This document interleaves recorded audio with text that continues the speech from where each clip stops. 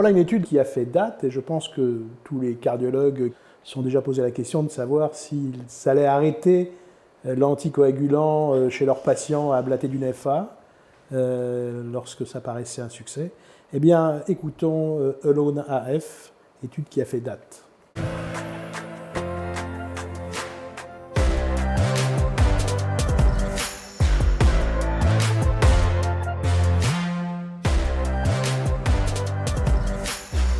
During ESCC 2025, I presented Alone AF trial.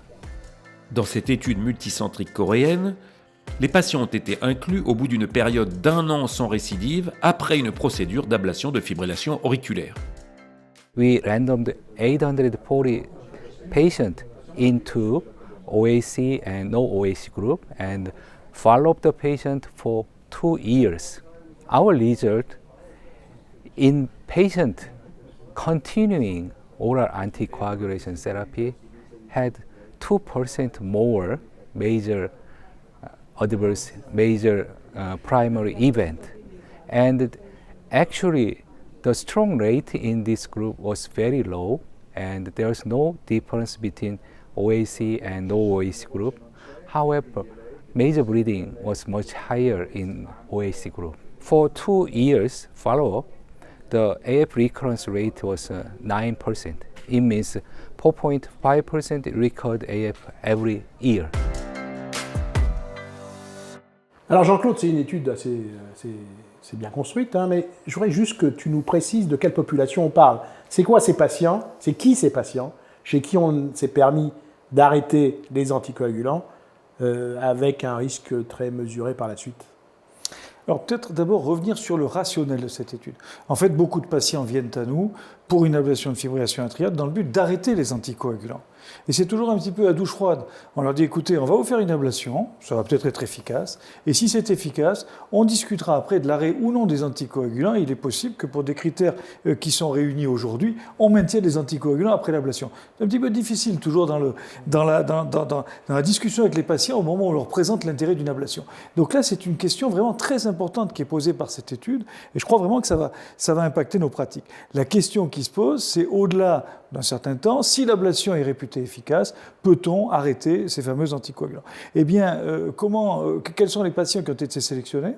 Ce sont des patients qui avaient n'importe quel score de Schatzvask, et c'est ça qui est intéressant. C'est-à-dire qu'ils pouvaient avoir, pour certains, bien sûr, a priori, une indication à maintenir les anticoagulants. Ils avaient un score de Schatzvask qui imposait de les maintenir, donc un score au-delà de 2. Et ces patients-là n'ont pas récidivé de fibrillation atriale après l'ablation. Alors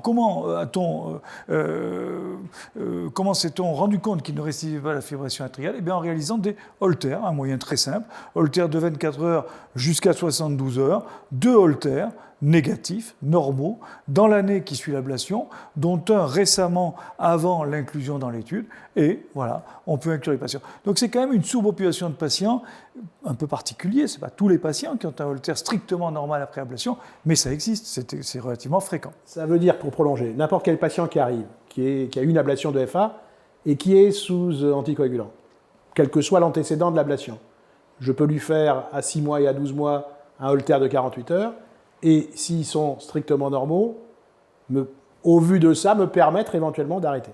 Absolument. D'ailleurs, il y avait des patients qui avaient eu leur ablation longtemps avant. 36 mois avant, c'était la médiane. Donc c'était bien longtemps avant.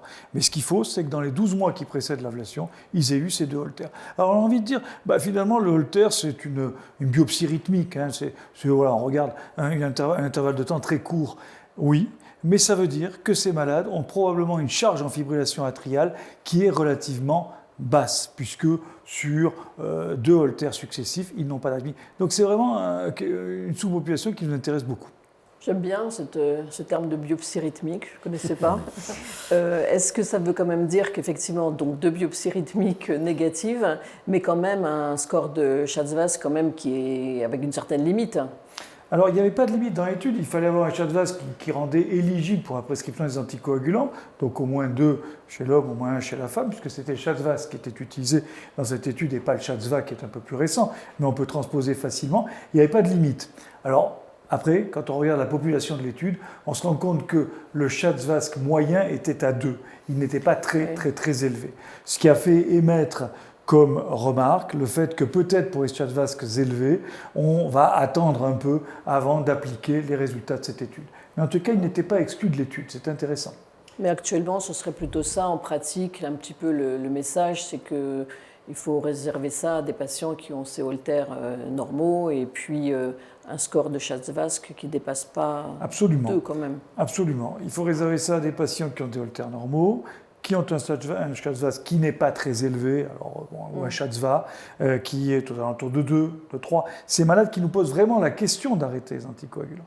Et puis on ne l'a pas dit, mais bien entendu, ces patients n'ont aucun symptôme après l'ablation. C'est-à-dire que si un patient nous décrit des palpitations, même si le holter ne montre pas de fibrillation atriale, on sera quand même évidemment dans l'attente avant d'arrêter le traitement d'une documentation de ces palpitations, de savoir exactement ce qui se passe. Donc c'est une sous-population très sélectionnée, mais elle existe, ça répond vraiment à une question, et c'est peut-être de nature à modifier les recommandations sur la prise en charge de la fibrillation atriale après ablation.